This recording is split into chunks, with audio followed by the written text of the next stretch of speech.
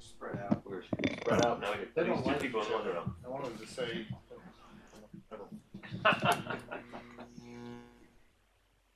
And I was speaking of me. Questions?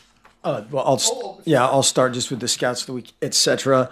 Poe Gore was the offensive scout of the week. Sean Kilpatrick was the special team scout of the week, and Charlie Landgraf was the defensive scout of the week. All three of those guys did a great job last week.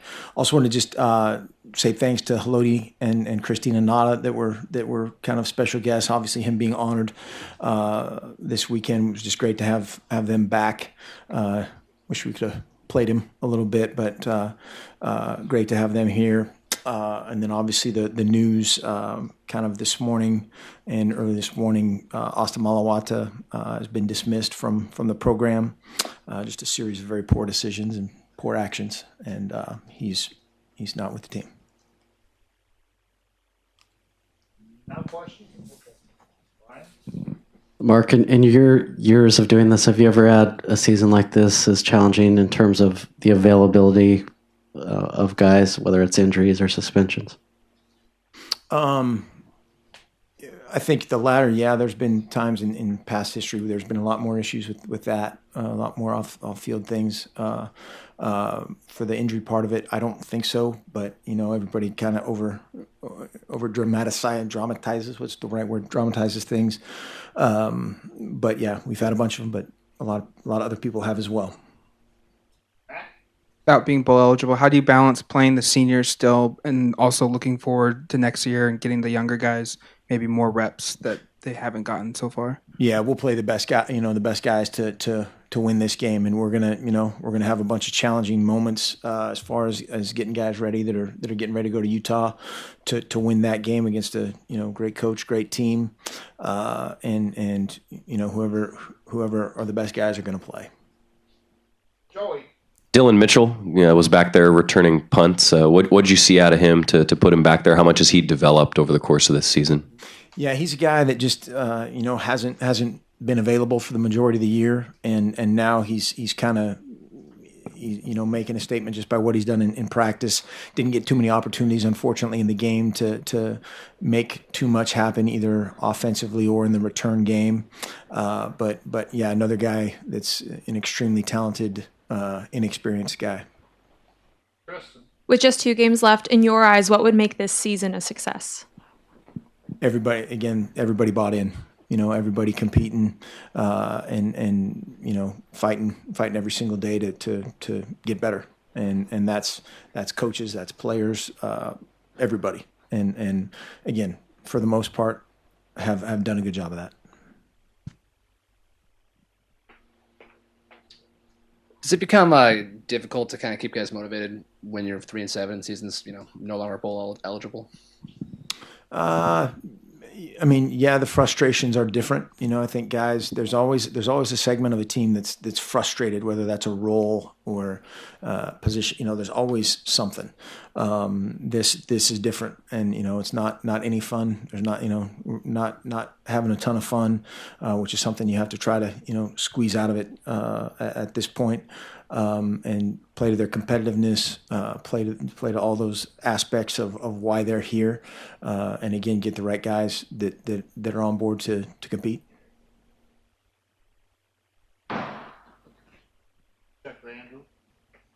Okay, go ahead, Brian. Justin's face looks like he really wears these losses. What have you learned about him, and what can he do to kind of learn from this situation he's in going forward? Yeah, I mean, no question, he cares a lot. He cares a lot, and his teammates recognize that passion, and I think he can show that a little bit differently at times, which is that's a great problem. A guy that cares too much and is too passionate about it, that's a great problem. Or how he expresses that. He's just so quiet by nature.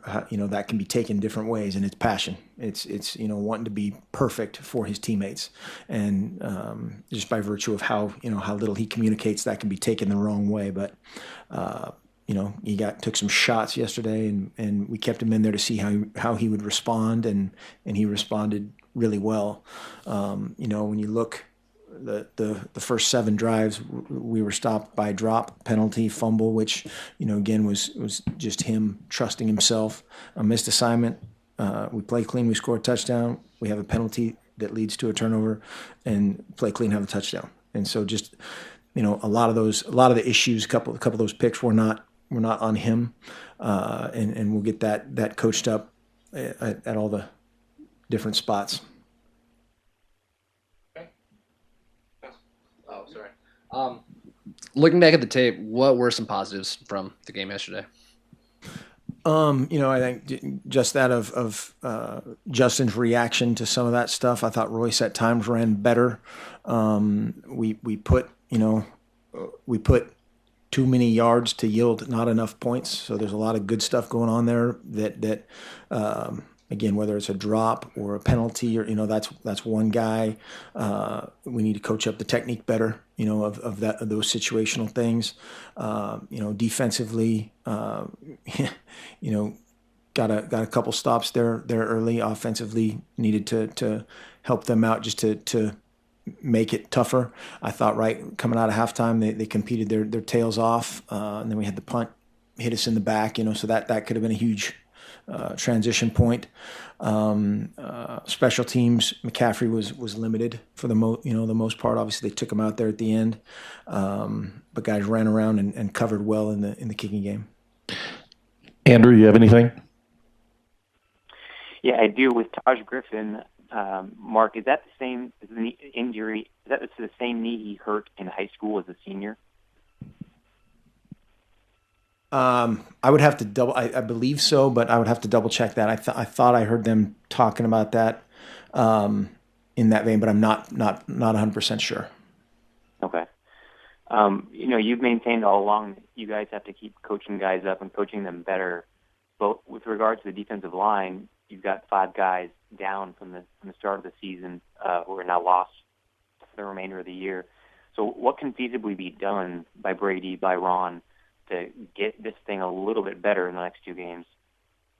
Yeah, I mean that part of that is who's available, and that's a reality / excuse, And so you're doing a few things differently from a front standpoint. You're moving guys around a little bit more. You're blitzing a little bit more rather than playing base, but trying to change it up. And the biggest thing with regard to Stanford versus some of these other teams is they create obviously the issues on the edge with 6, 7, 8 offensive linemen in there.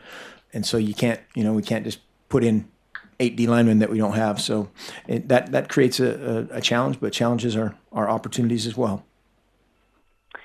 Mark, I'd love to ask Rob Mullins this, but he declined your interview request. So I guess I'll just ask you. I mean, do you feel that you are operating with the confidence of the AD right now after at midseason? Rob said he had full confidence you guys could turn things around. Hasn't happened that way. Do you still feel like you have his confidence?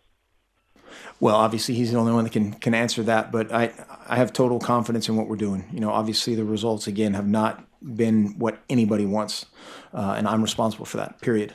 We didn't play well. We didn't play well enough in any phase yesterday, and that's my responsibility.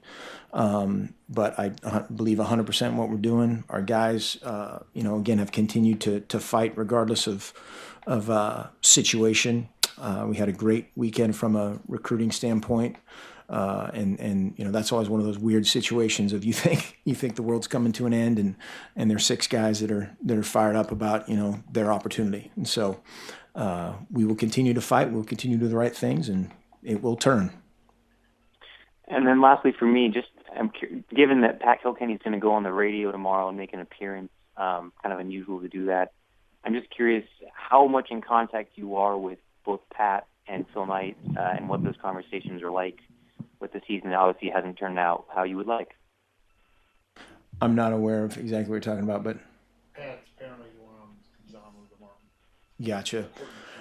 Yeah, I think if there's 2 people that again, really 4 people with Penny and Stephanie, but 4 people that I care so much about, obviously what they've done for this state, this program, this world in a lot of ways, and how we're performing, that those people, that hits to my core. And I have complete respect and admiration for all of them. And Pat is an incredible man. And I have no idea what he's going to say. I haven't had a conversation with him about anything in that regard. But we're constantly in communication, weekly. Preston. Thanks, Mark. Yep. Andrew kind of took one of my first questions there. But during these hard times, who do you rely on? Who are you talking with when there's talk about, maybe bringing in a new guy for next year? I don't sit around and worry about that. We have to worry about plugging some other holes and being in solution mode. Obviously, I think my wife is still on my side. I'm fairly sure. But there's a lot of perspective out there in the world, and again, we're going to keep doing the right thing. Period. I think last week or 2 weeks ago, you went on Portland radio and they asked you about who do you hear from a positive standpoint, and you said that a lot of recruits are coming to you in positive manner. What have you heard from them about this season, and why have they stuck so positively with you so far, and what they've said? I think generally opportunity.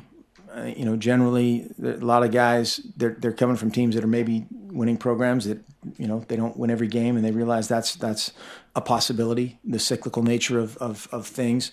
But I think opportunity, and again, this is still a great program. We're having a lull right now, but those things don't happen or disintegrate overnight.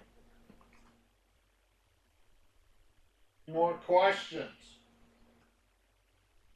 Okay. See, I assume.